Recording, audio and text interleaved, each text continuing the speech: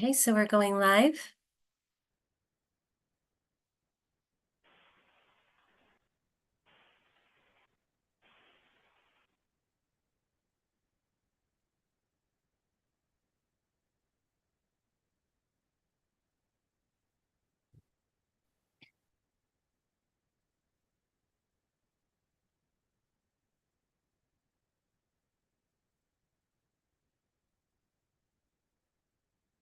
We have more people joining.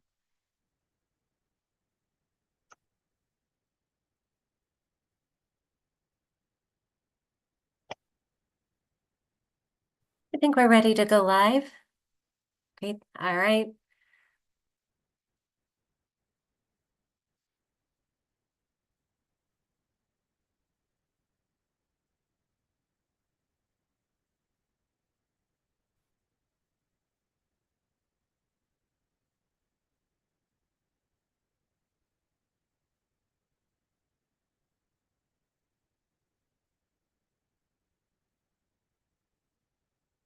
And is that you, Sydney, that does that for us, or? I take attendance when we get there. That's all. Huh? I said I just take attendance when we get there.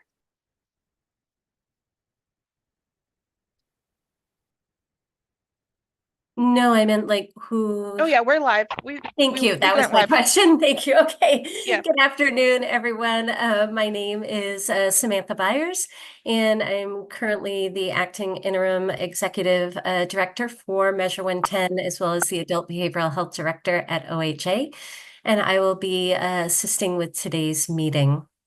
The Oversight and Accountability Council welcomes and encourages community input. Members of the public are invited to submit public comments or get on our interested parties email list by emailing oha.measure110@oha.oregon.gov. That email address and more information about the council can be found on the Measure 110 OAC website. OAC members have asked that OHA and other staff who are present in the meeting space introduce themselves in the chat. Please share your role with the agency and if you're a subject matter expert in your area of expertise. And with that said, I'm going to turn it over to our Tri-Chair Dharma for opening remarks. Hi, everyone. Welcome to this week's Oversight and Accountability Council meeting. But I'm going to pass it off to I guess I'll have a lot to have some OHA updates. Then we're going to go over the grant.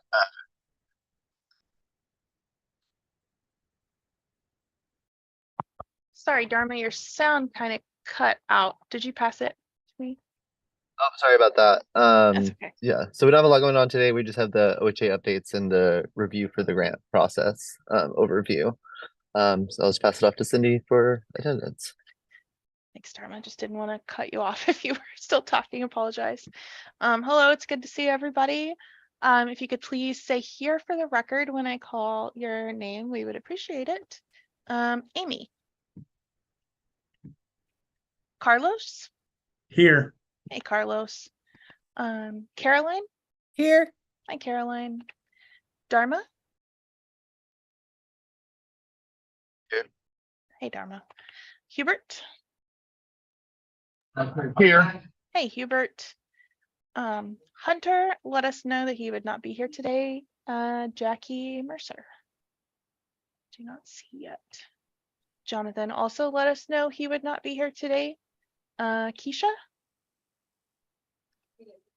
Keisha. Leticia will be a few minutes late. Linda? Here.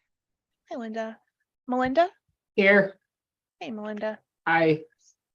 Meredith? Here. Hi, Meredith. Hello. Morgan. Nicole will also be a few minutes late. Onisha? I believe Ron is on the phone. Ron, you still there? Yes, I'm here. Hey, Ron. Ryan? I'm here. Hi, Ryan. Sabrina also will not be here today. And Zeb? I'm here. Hey, Zeb. Hi. And then we also have Sam, who is double dutying it today. Hi, Sam. And Annalise. Present. Hey, Annalise. All right, we've got 12 members present. We are good to go. Thanks, Sydney. So before we get started on just some updates around transitioning, who will be the new executive director for Measure 110 and the manager and all of those roles, I want to pass it back to Sydney for an announcement from her to the council. Sydney, you're up. Hi, everybody. Wow, this is harder than I thought it was going to be. I just wanted to let you all know that my last day serving with you all will be October 9th. I will still be with OHA, but I will not be with Measure 110 any longer. And wow, this is a lot harder than I thought it was going to be. It has been such an honor serving with all of you in this monumental program. And I have loved getting to know each, oh my God, this is embarrassing. I've loved getting to know each and every one of you and serving with you here. So I just hope you all know the impact that you've had on my life. And I will deeply miss all of you. I had no idea I was gonna cry. I'm so sorry. But you're all amazing. And I know you're gonna do just fine without me. So I'll be watching meetings and I'll be here if you guys need anything in the meantime.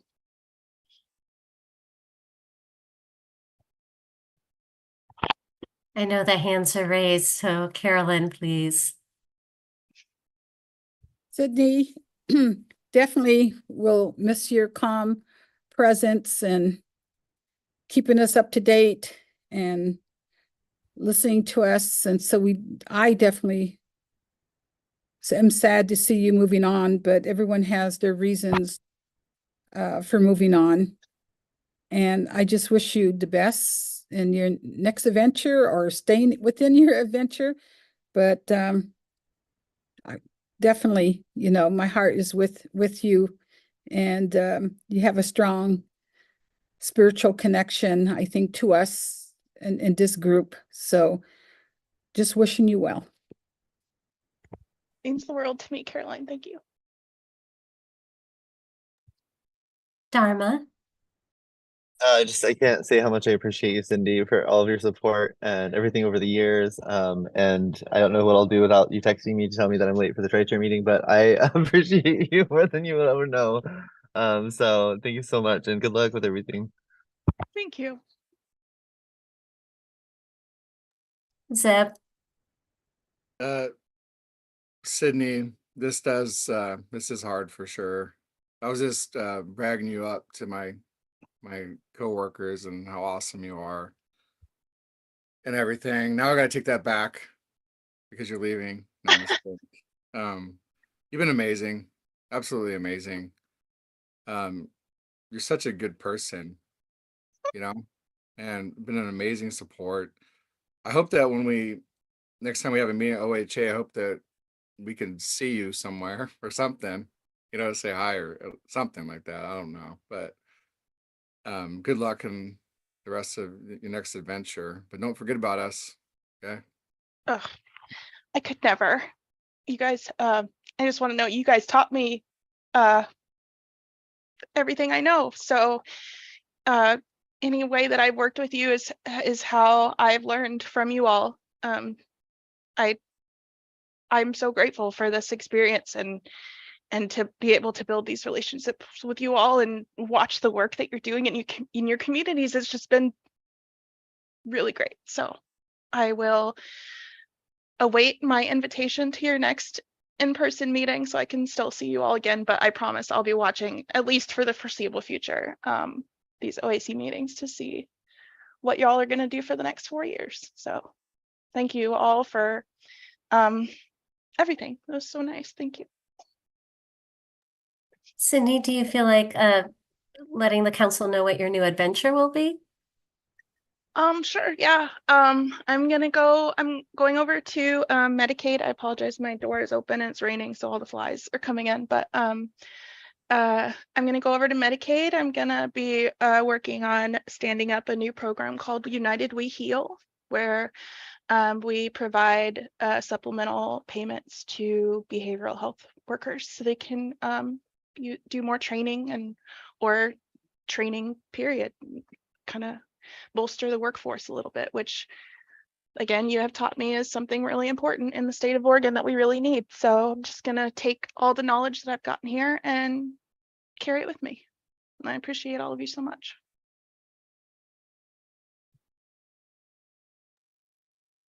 Thanks, Sydney. Well, you will be missed, and not just the council, but also the 110 team as well. So missed and super excited to just see you keep growing and growing, and just it'll be amazing, I think. But yeah, thank you. Lots of transitions coming. I want to appreciate that. There's been transitions happening already. And then we're coming up on the next one, which is having the new executive director for Measure 110 come join, Abby Stamp, and she'll start October 15th, I think. Part of the work that she'll do right away is begin hiring the manager position. The recruitment has started, so that will be one of her priorities to have that position filled. There's a couple of other positions that will also need to be filled, and now Sydney's will be one as well. So that will be the first body of work that Abby will do. The plan is for me to stay on just as sort of a knowledge base and consistency to make sure that the council gets through the review of applications that we're going to talk about and all of the funding allocations that you will do, and get you through the end of the year and support Abby in that work. And I think that is the main update right now on the transition planning, but happy to answer any questions if there are any.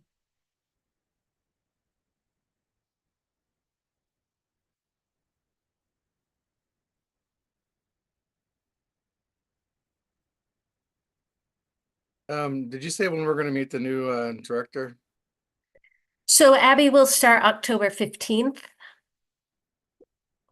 in the full role. And so the very next, and Abby will be here. I'll, initially continue to facilitate, but then hand that over as well. But want to make sure that you all get a chance to meet her, and she gets a chance to really learn all the work that you have done, the values, the processes that are in place, and keep that as seamless as possible in the handoff as well.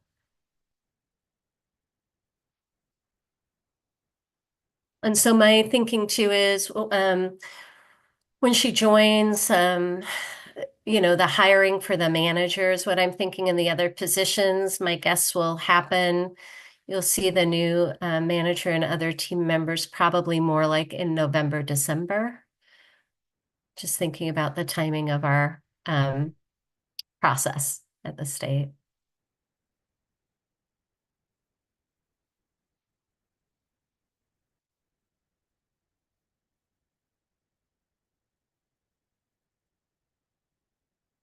Hi, this is Ron. I don't know how to raise my hand on the phone. It's okay. Just in terms of the RFGA and kind of continuity, my understanding is the deadline for applications is October 4th. Is that correct? That is correct. And so, so are you the one that's going to be driving the process with Carissa, or is it just Carissa? I mean, what is going to be the bridge between the council and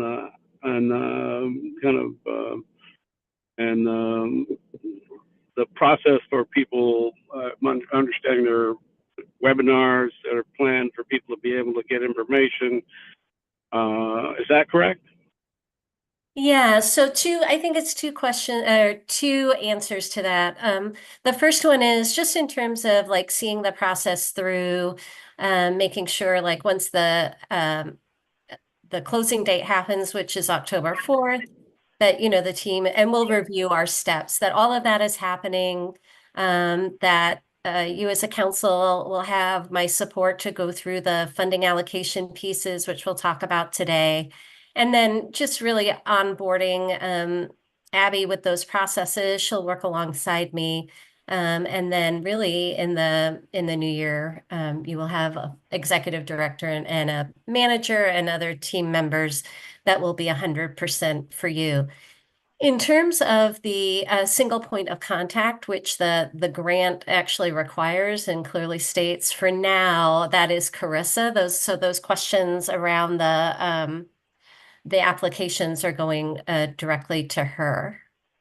So I don't know if I think Yeah, is that right, okay? right. So the thing I'm driving at is the review of the applications. It seems like the staff is going to be coming in after the deadline for applications is closed, but before the review process begins, or after the review process. So I guess I'm trying to figure out who's going to run the review process. Is that going to be Abby? It'll be Abby and I together. As she's Okay, on board. all right. Yeah, So so you'll be the bridge between I will. the end Yeah. of the deadline and Abby coming on board and driving the review process. Because I don't know if you recall how much you were paying attention before, but the previous grant cycle, the first grant cycle, there were over 300 applications. It was overwhelming for OHA, and I just want to make sure that we're ahead of that. Yes. And we're doing whatever's necessary in order to get those applications evaluated and scored and to the council for review in a timely manner. Yeah, I appreciate that, Ron, and definitely embracing lessons learned and also the things that the council has identified. And in fact, we're going to go through the timeline now, and the details of the process. So we'll get that started. But just to be explicit in terms of your original question, yeah, I will be the bridge, and even if in the long legislative session there's some work to be done, I'll be supporting Abby through that process as well. So, because I worked alongside, Kristen from February, March, and then, Abby will work alongside me. So just trying to keep the continuity and not have, Okay. like anything restarted or like redirected, right? That we finish out. Yeah. Key. We had said it was an aspirational goal to try to have this process completed before the end of the year. In terms of evaluating the proposals. I'm sorry, And you making cut out just a sure. little bit. Well, I'm just I think I'm jumping the gun, and I'll let you talk through the review process and steps. Okay. And I'll just hold any further comment or questions until that happens. That sounds fine, and appreciating that you're on the phone. So just let us know if you have questions along the way. I wonder, Okay. Let's start with our PowerPoint. And I know we have some council members that joined. It's just perfect timing.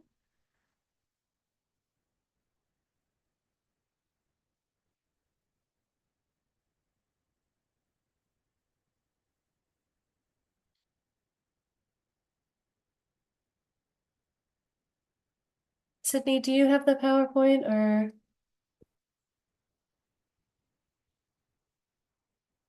Oh, sorry. I think you're muted, or we can't hear you, Sydney. Can't hear Can you hear you. me now? Yeah. Okay, sorry. I've been talking this whole time. I was just saying I'm really sorry. Carly is out. Well, she's here, but her computer's not working. And so I'm juggling screens and my screen is not cooperating. So it's just 1 second. I'm Oh, trying yeah. here. No problem. Thank Apologize. you. I appreciate it.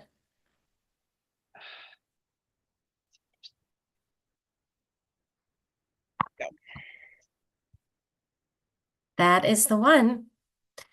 Okay, so today, really just wanting to make sure that we walk through the grant process. It's really exciting to, I was sort of in the background of the original funding process, so it's really exciting to be back here with you all with a second round of funds going out to communities. Next slide. So today we will really just go over what our estimated timelines are. Want you to know the process for that we'd be reviewing for minimum submission requirements, the plan for reviewing the actual applications, funding decisions, and then also the denial process and the points. There's about 4 points that an applicant could appeal if there was a denial at any point in the reviewing process. So just want to make sure that you're aware of all of those pieces. Next slide. Thank you, Sydney. Doing great on one screen. I really appreciate it. So this is you know, a lot of squares on the screen, and appreciate that. This is the entire process all on one slide, and we'll break it down a little bit more. But you know, the application closes on the 4th. We'll review that the minimum requirements of the application are all complete. If there's anything incomplete, the denials would get sent out and an appeals process could begin. At the same time, the scoring will start of all the applications, and we'll talk more in detail about that. And then again, there's also the process of if someone did not meet the minimum scoring, which I believe is 14 points, the denial letters would go out and there would be another appeals process. Then the council begins to make funding decisions. Again, another opportunity to go through a denial appeals process. And by March, actually, I think, or into April, we would be looking to send out the award notices and be working on contracts so that July 1 funding is out and the new contracts begin. So I'll pause there. I know that's a lot on one screen, and just know we'll have the opportunity to talk about each step. In the timeline, I think that the applications will come in on the 4th. We believe scoring will start on the 14th of October. And depending on the number of applications that we get, you know, the dream is that everything gets scored, and then we just support your work in the funding pieces. If there are a lot of applications, potentially we would be doing a parallel process, right, where we would be setting up the priority reviews or counties to begin reviewing, and then having the council simultaneously, as reviews continue, begin the funding allotment. So we will know more just when everything closes on the 4th and just how many applications come in, but that is that piece. And now I really will pause.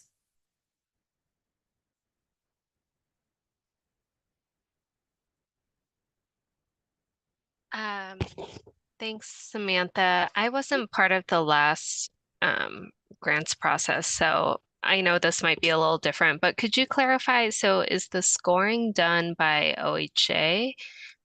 That's a great question. So it is done, and we also have council members who have volunteered to be part of the scoring as well. So and that was true last time, and some council members remember, I think we've learned from that. So the scoring tool is simplified with the belief that we'll be able to get through it and really allow the council to have time around the funding pieces. Gotcha. So once the scoring is complete, the applications will be brought to the council to vote on it based on the score, like the highest scores will be brought first, or? There's so we'll probably go in alphabetical order by county, actually. And we'll get through this, but there's another process where the review panel will really come together to talk about the funding recommendations to put forward to the council for each county. Gotcha. Yep. Okay. Sounds good. And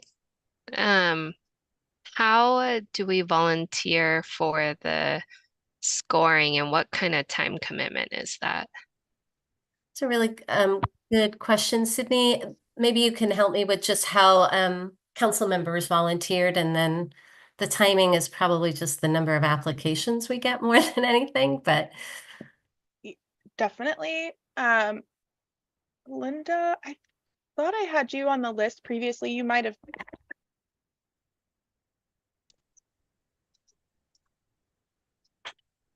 you cut out a little bit, Sydney. Oh, Hear me now? yeah. I'm sorry. Anyway.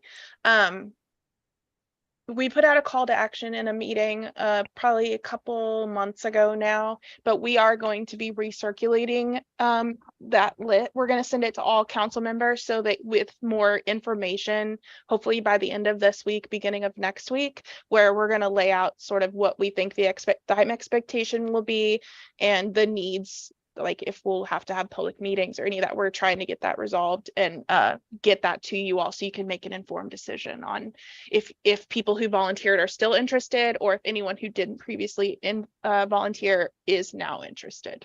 So we're going to try to get that to y'all as soon as possible so you can make sure you know before you commit.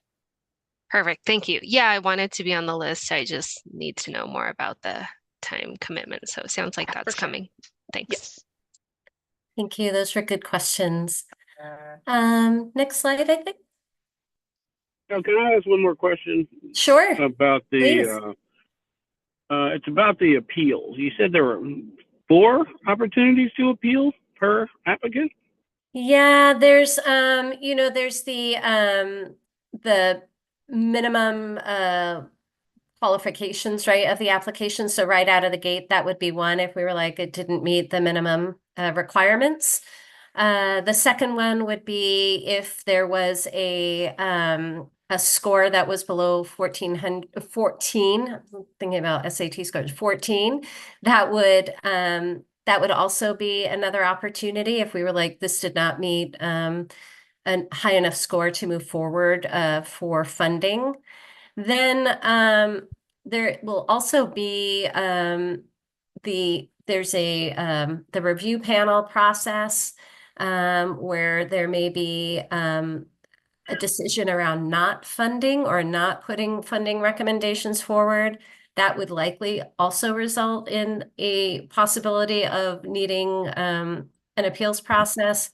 And then also the ones that are completely, if there were a county that was denied or in that process. So there's the one between the actual review panel and the OAC council. It may blend into one, but there is the potential to have 4 points of a denial. And I think Shannon jumped on, and so I just want, Shannon, if you want to speak to that, because I know you did the slide as well related to that. Yeah. Hi, folks. Shannon O'Fallon, Oregon DOJ. Yeah, I mean, the rules really specify 3. So right, don't meet initial application criteria, don't meet minimum review criteria, or the OAC doesn't fund. So just because you're not included in the final funding recommendation from the review panel is not going to trigger an appeal period.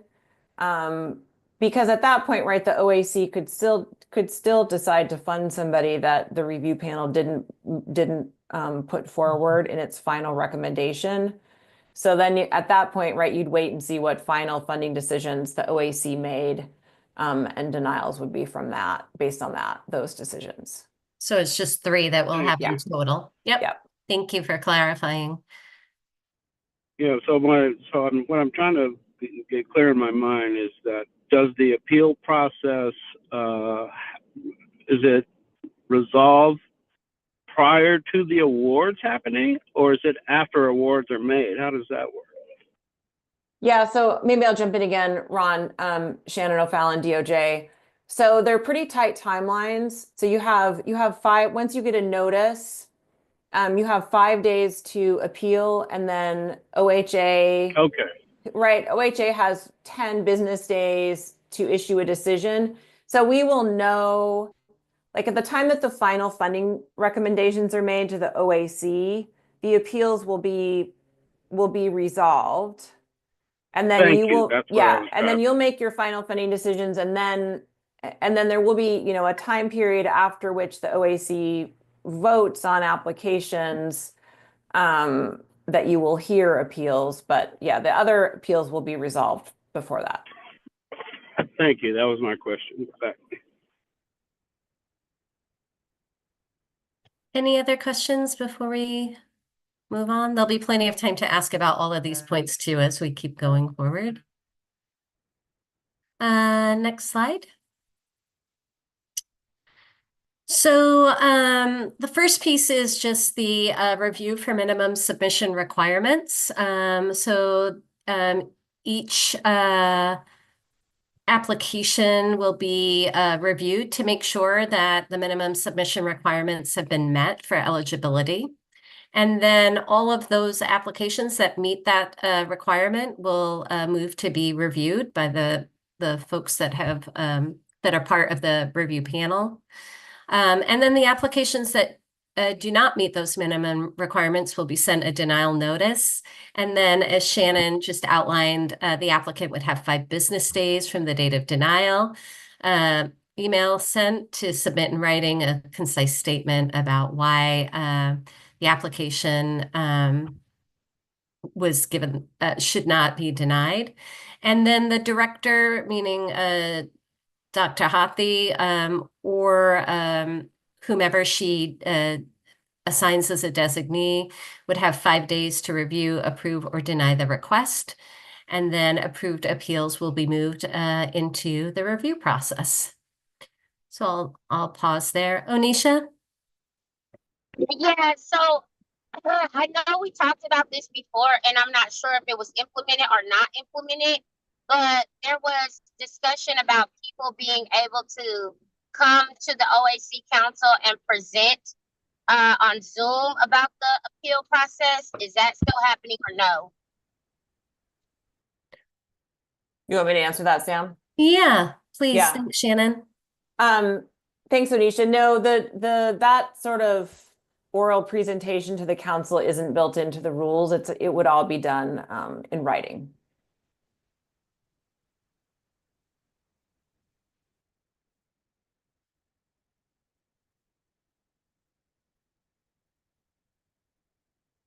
Onisha, did that This is Ron. answer the question? Yes, thank Okay, perfect. Thank you.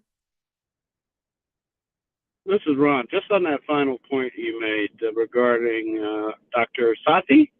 Mm-hmm. So she would have the final decision making over, so she would be able to override a decision of the council. Is that what I'm hearing? Or designee would be reviewing, so if there's a denial that's put forward, that person would be reviewing the appeal.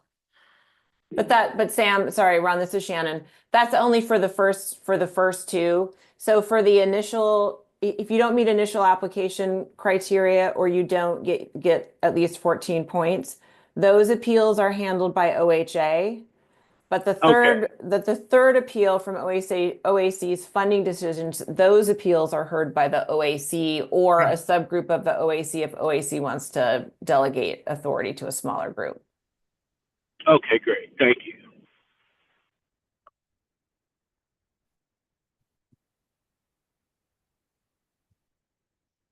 Any other questions? I just want to make sure I didn't miss hands as I'm looking at the presentation. Okay, next slide.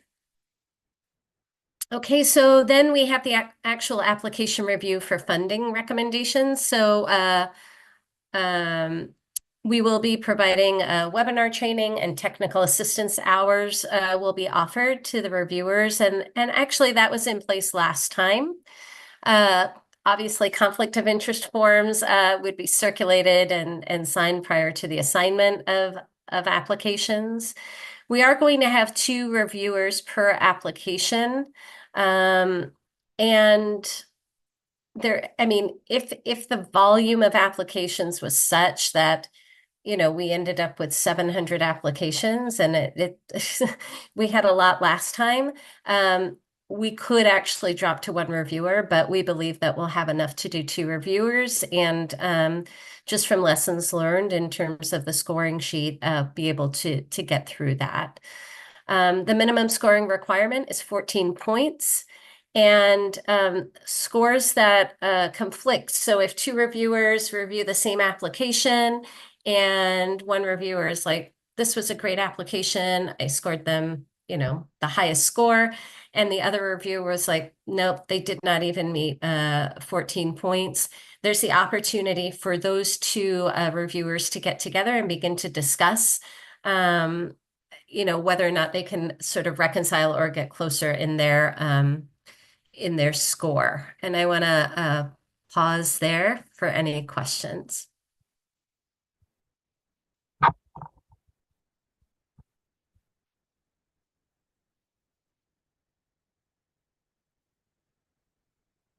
And then, as we mentioned, this is another point where if a applicant did not meet the minimum scoring requirements, meaning they would not move forward, then this is another opportunity where once the denial notice goes out, there's an appeals process that would be that would kick in, and then the director or the designee would have the 5 days to review, approve, or deny.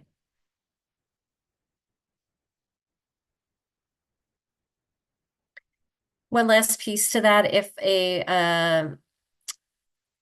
an appeal was approved, then that applicant would be recirculated into the review process again.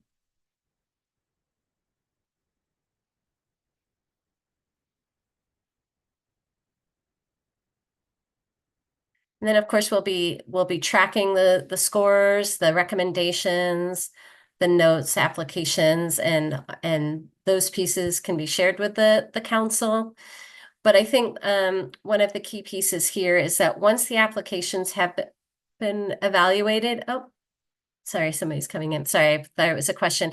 Once all the applications have been evaluated and scored, the review panel as a whole will meet as many times as necessary to provide the final funding recommendations that will come to the entire council. And then the full list of applicants that applied would be presented to the council. The funding recommendation would be presented to the council, and the vote would happen with the full council. I'll stop there. And Shannon, if there were any details that I didn't add that were important, please let me know. No, I think you covered it.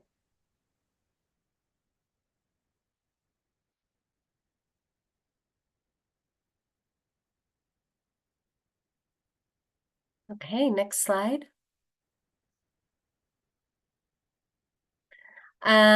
So in terms of the funding decisions, conflict of interest forms will also happen again.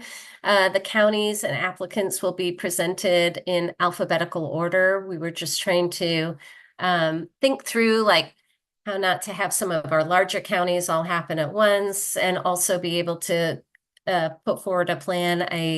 I know that there is sometimes a lot of pressure to review a certain county first. And so we're trying to make that as predictable as possible. Materials will be sent at least 2 days in advance of each meeting.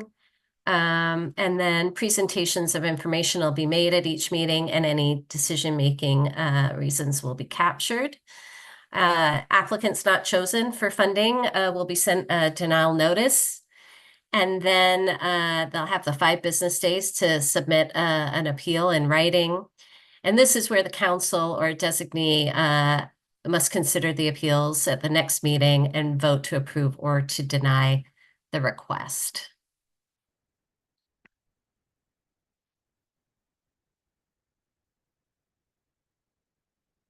Any questions there?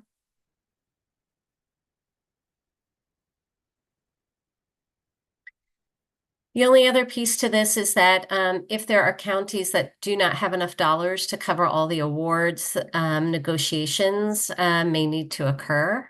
So that's still a possibility. And then once this full process is complete, notice of intent to award will be sent.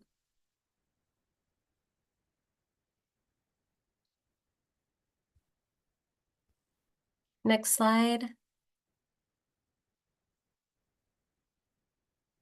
And this is, Shannon, the slide that you did, I think, right? Around what we talked about in terms of the application denial process and appeals piece. Yep.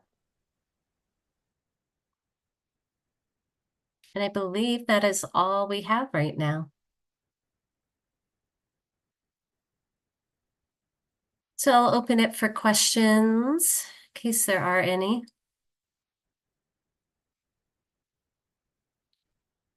Zeb?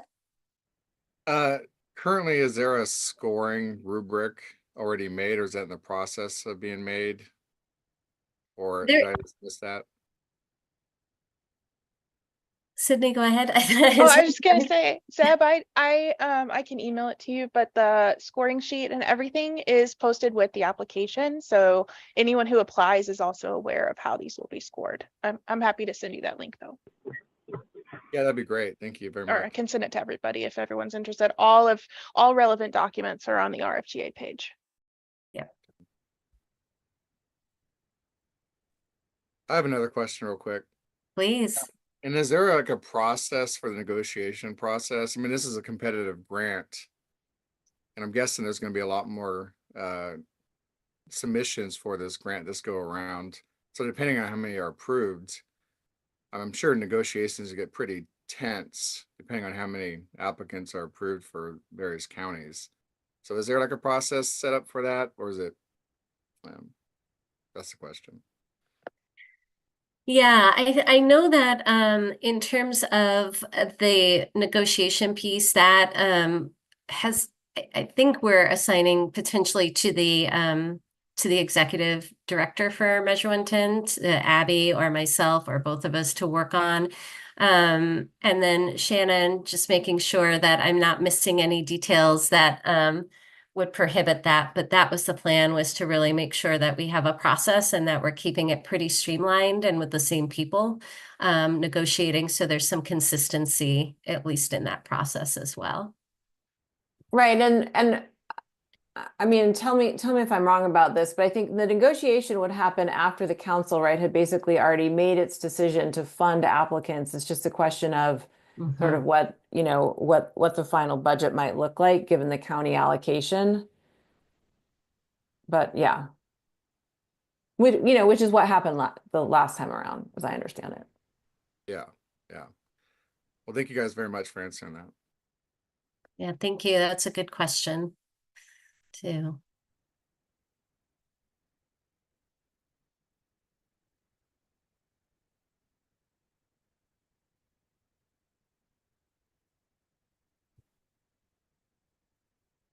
Any other questions? I think we're really starting to hone in on finessing our, training for reviewers, making sure we have a full list of reviewers, maximizing all the people on the adult behavioral health team and some in public health who really have done work in the substance use disorder area, harm reduction area to do the reviews. So there's some familiarity with just the content of applications and the work that you're all doing.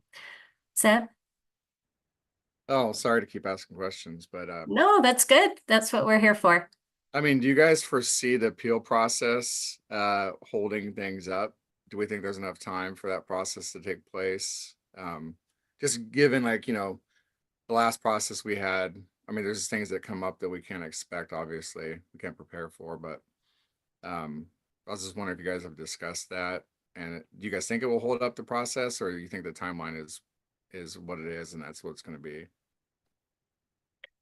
I feel, I actually think that we're in a good spot to really to do the work that needs to happen within the timeline, particularly since we did kind of streamline and learn from experience the scoring tool. Having people that will be full-time assigned to the reviewing too is something that I did, at least for the folks that I have, where it's not like, oh, it's like clear your calendars. This is your full-time job, just to make sure that the work can happen. And I think just in terms of my interim role right now, supporting the work in the council, I want to make sure that we can do everything to really make the timelines happen and give you the space and time to make those funding decisions so that the money goes out in a timely manner. And I think that will be very exciting to everybody, and I think we can do it. Thank you very much. Yeah.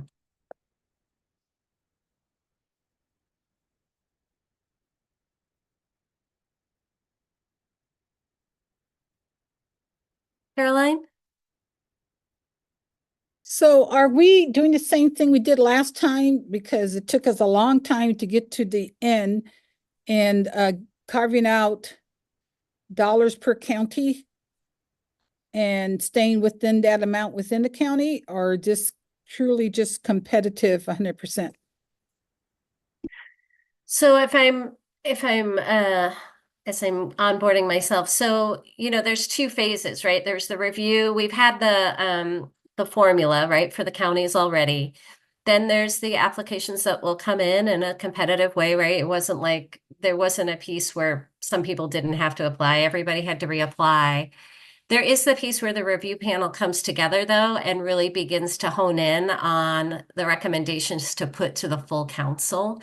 And I think that is the step that kind of takes the place of doing lots and lots of subcommittees, lots and lots of pauses. We're also trying to say we're going to go in alphabetical order. So, it's just uniform in every way possible to shore up the timing. So I don't know if that answered the question. Well, I just want to know if there's going to be a certain amount per county. I mean, are we going to stick with that? Because that's what took us the most time when we had 400 applications and there was only enough to fund, I think, like maybe 300. And so then we didn't know how to prioritize that. So then we finally went population-based per county, and we created a minimum amount for the smallest counties. And then afterwards, we found out some of the smaller counties did not request the total amount. And so we went back and told them they have to resubmit again so we could give them more money. And so I'm not sure, I'm not sure if we're going to declare that within the counties that this is the amount you have. So then we don't have people being disappointed because there wasn't sufficient dollars per county. So I guess I really want to know, are we going to use that again, that there's a minimum amount per county and then it's population based? I think that so the counties have been, with the formula, they do know what they have. I think it is possible that a county comes in higher than what they're allotted, and that's where the negotiation piece begins. I think that's a possibility. The review panel, though, is also really designed to meet as many times as is needed in order to really be able to bring forward to the council what the recommendations are, especially around the funding pieces. So that is, the hope is that will help streamline the process compared to what we did last time.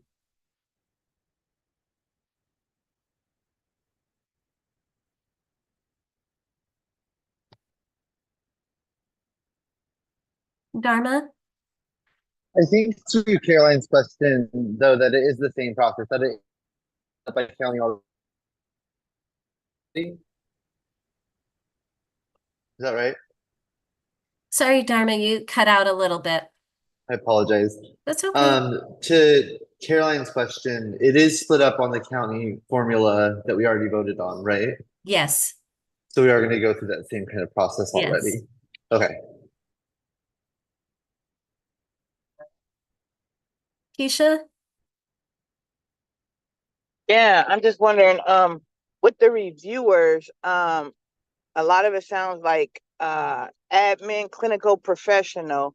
I'm just wondering how they're gonna review the applications and really pull out the innovation for different communities. How the reviewers will do that? Yeah, and not, be so strict and it's not articulate enough or they didn't write it good enough. I mean, because it sounds really heavily uh clinical and administrative, and I don't know. So, two things. I will say this, and then please keep asking the question if I'm not answering what you're asking. So a couple things. One is for the reviewers that come from the council here, we're going to have the council member paired up with an OHA staff person. The other piece is that we will be doing a training and making sure that the reviewers understand not just the process of the scoring sheet, but also the values of the council, and the goals of the council. And then there is a piece that it is a scoring sheet. So there isn't the matrix and narrative that we had last time. And so the hope is that really that allows people that are meeting just those minimum score points to go forward, and then for the review panel to really be able to look at it in more detail if there's concern about an applicant, or there's too much funding that compared to what the county has. So I don't know if that answered the question, Keisha, if you're just worried, if the worry is like, do we have people that are so clinical that they don't really understand sort of practices that are community based and rooted in communities where they are innovative and are attempting to really do work to heal themselves? Will it be too clinical in their review? Yeah, that's what I was asking. Yeah, no, I appreciate the question. I mean, the goal is to maintain the integrity of the council's values and really the innovation, and understand that we're building out the program, and also keeping the vision, both shared, hopefully, of ending health inequities, right? So that the value here and at OHA is equity. So all of that will be part of it.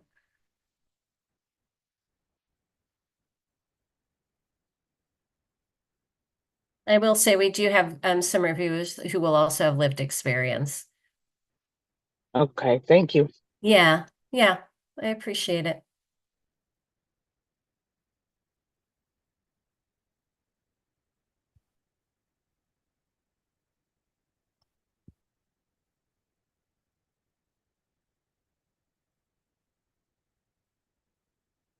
Any other thoughts?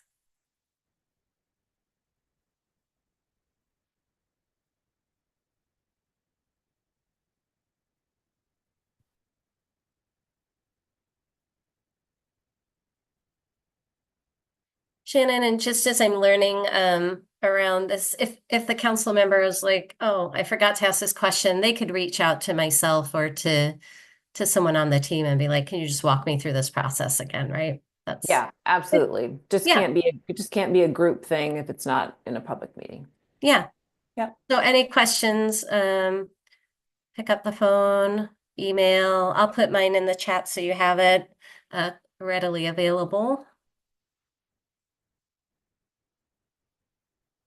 Sydney, anything else? Or Dharma, I guess I should say. Dharma, I know you're facilitating today and it was kind of a abbreviated meeting, but want to turn it over to you for any other items.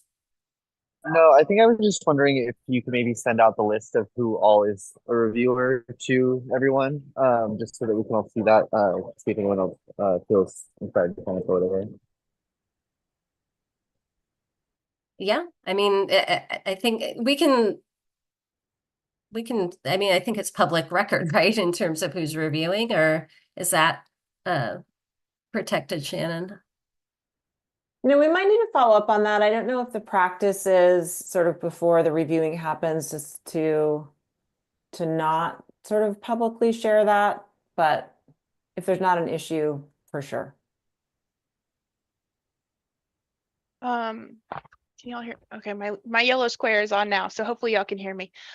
Just really quickly, I hope I'm not stepping on anybody's toes. I did want to share that we will be canceling the next OAC meeting on the 9th in favor of creating a reviewer training opportunity for our council members if it works out. So we're right now planning on not having that meeting the week of the 9th right after the RFGA closes. So I did want to let everybody know that while y'all are here. I don't know if the training will be held then. We're still working that out, but we will definitely not be meeting on the 9th. I think we're just hoping, knowing that this is a time that you all have, if you're participating in the review process, that rather than creating another meeting time for you to train, that we would just maximize the time that we're all together, and we know we have that on our calendars. Yeah, and that would all be included in the email. Hopefully we'll be sending out for expectations as far as reviewing goes. And that will, just to reiterate, that'll go to all council members, not just the members who have volunteered, so that everyone can decide on their commitment. Awesome. Thanks so much. I don't have anything else. I'm happy to give everyone back an hour of the day. I will miss you, Cindy. Bye, guys. I have Thank one thing you. to say real See you quick. around. Oh, go Can ahead, I Zach. say something really quickly? Please. Sydney, thank you for all of the work that you've been a part of. I could, just like when I hear you speak, there's this passion about being a part of this, and I just wanted to thank you for your service and the work that you've been a part of. I was just messaging somebody and saying this isn't just a job for me. This has been my whole entire life, right alongside you guys. And I'm gonna keep it with me forever. Like I have, my mind is a steel trap and this is never leaving it. So thank you, Carlos. That means a lot to me. You're Well, welcome. who's ever replacing you needs to know that they got giant shoes to fill, and it's gonna be very hard. So it's gonna take like 3 people or something to do what you did. So Yeah. Sydney, you're an outstanding, not just work ethically wise, but you are a very genuinely decent human being that is hard to find. And I'll tell you, I am going to just probably be lost without your help. Well, I have faith that that's just not the case. I know you'll be in good hands with whoever, and I know that you are fully capable, but I appreciate you believing that that's all me. It's all you guys. You taught me how to help you and I did it. So everything I do, I learned from you all, and I mean that. Thank you, Sydney. Thanks, Amy. Thank you, Sydney. Man, Deb love and you. I Chloe. didn't even know. Yeah, Keisha, you were late. I can call you if you want. I'll talk to you. Okay. Thanks, Keisha. Me too. Call me Okay. too. I've got a long list of folks to call, so it might be tomorrow, but I'll call you guys. Thank you all so much. It's really been an honor. Thank you. All right. Thanks so much. Thank you all.